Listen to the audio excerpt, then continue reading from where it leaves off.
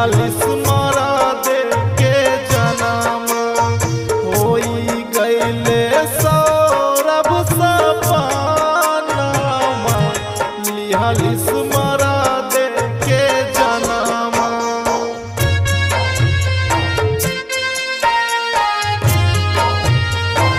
Recording by Appan Mithila Recording Studio।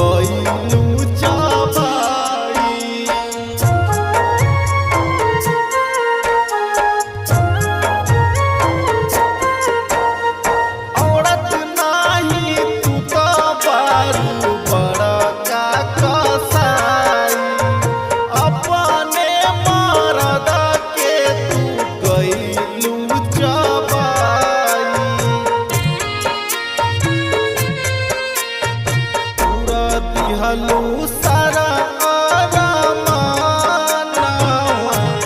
लिहालिस मरा दे के जनम नसीबो नाही भइले कफनामा लिहालिस मरा दे के जनम।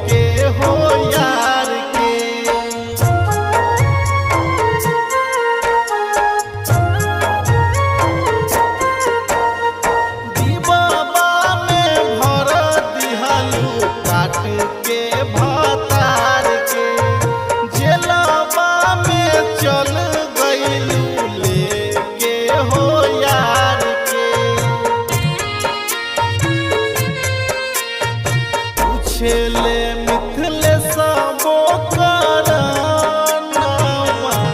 लिहालिस मरा दे के जनम नसीबो नाही भइले कफनावा लिहालिस